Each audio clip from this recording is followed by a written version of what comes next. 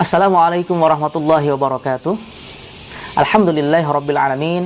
Alhamdulillahilladzi anzalal qur'ana ala nabiyyina Muhammad ibn Abdillah sallallahu alaihi wasallam hudaw wa rahmatan lil alamin.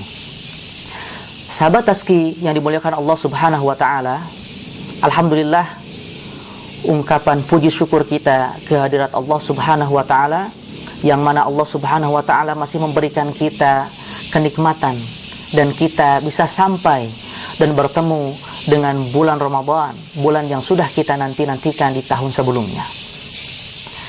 Sahabat Tazki dimanapun Anda berada, tema besar kedua di bulan Ramadan selain saum atau puasa adalah tilawah dan tadarus Al-Quran. Dan ini telah dilakukan oleh Rasulullah Shallallahu Alaihi Wasallam, bahwa Rasulullah Shallallahu Alaihi Wasallam setiap malam Ramadan berjumpa dengan malaikat Jibril. Mereka berdua mempelajari Al-Quran. Hal ini diceritakan oleh Ibnu Abbas dalam Sahih Bukhari, bahkan hadisnya pun ada di Sahih Muslim. Kana Jibril yalqahu, yaitu menemui Rasulullah Shallallahu Alaihi Wasallam fi kulli lailatin min Ramadan. Malaikat Jibril menemui Rasulullah Shallallahu Alaihi Wasallam fi kulli lailatin min Ramadan, setiap malamnya pada bulan Ramadan. Apa yang mereka lakukan? Fayudarishul Quran. Maka malaikat Jibril mengajarkan Nabi Muhammad tentang Al-Quran. Sahabat Tazki yang dimuliakan Allah Subhanahu wa taala, walaupun Al-Quran diturunkan oleh Allah Subhanahu wa taala kepada Nabi kita Muhammad sallallahu alaihi wasallam, Rasul pun tidak meninggalkan Al-Quran. Bahkan sebaliknya, Rasulullah sangat erat interaksinya dengan Al-Quran, khususnya di bulan Ramadan, sebagaimana hadis tadi disampaikan. Maka kemudian kita akan melihat bagaimana ulama-ulama salaf dulu dalam berinteraksi dengan Al-Quran ketika di bulan Ramadan. Kita ambil satu contoh sahabat Nabi, yaitu Utsman bin Affan. Utsman bin Affan diceritakan dalam kitab Minhajul Qasidin bahwa Utsman bin Affan mengkhatamkan Al-Quran dalam satu kali rakaat witir. Ketika kita baca, mungkin kita akan berpikir, ini cerita benar atau hanya fiktif belaka. Tentu orang mungkin ada yang percaya, ada yang tidak. Tapi seperti itulah para sahabat, bagaimana mereka berinteraksi dengan Al-Quran. Dan tentu para sahabat Nabi Shallallahu Alaihi Wasallam pun berbeda-beda. Ada yang memang fokus seperti itu, ada juga yang tidak, tergantung dengan kesibukannya masing-masing.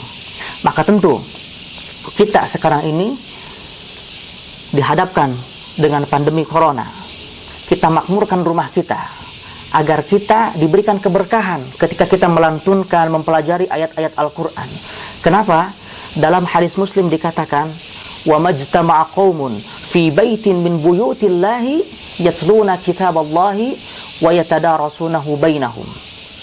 Wa majtama'a qaumun, dan tidaklah satu kelompok, satu perkumpulan manusia, wa majtama'a qaumun fi baitin min buyutillahi, dan tidaklah satu perkumpulan manusia berkumpul fi baitin, dalam rumah, min buyutillahi, dari rumah-rumah Allah, yatluna kitaballahi, mereka bertilawah Al-Quran, wa yatadarasunahu bainahum, kemudian mereka mempelajari Al-Quran, tadabbur Al-Quran. Apa yang akan turun dan apa yang akan terjadi? Ada 4. Illa nazalat alaihimus sakinah, kecuali sakinah, ketenangan akan turun kepada mereka. Wa ghasyiyatuhumur rahmah, yang kedua, rahmat akan mengelilingi mereka. Wa haffathumul malaikah, yang ketiga, malaikat akan mengelilingi mereka. Wa dzakarahumullahu fiman indah, dan Allah akan menyanjung mereka, yaitu manusia yang tadi berkumpul bertadarus Al-Quran di hadapan para malaikat yang ada di sisi Allah Subhanahu wa taala. Masya Allah, inilah keberkahan bagaimana kita mempererat interaksi dengan Al-Quran khususnya di bulan Ramadan ini. Maka mudah-mudahan kita diberikan keistiqomahan oleh Allah Subhanahu wa taala untuk terus berinteraksi dengan Al-Qur'an, khususnya di bulan Ramadan ini. Dan kita memiliki target yang banyak. Apa targetan kita di bulan Ramadan ini? Mau khatam berapa kita? Sahabat rezeki yang dimuliakan Allah Subhanahu wa taala, itu yang bisa kami sajikan. Assalamualaikum warahmatullahi wabarakatuh.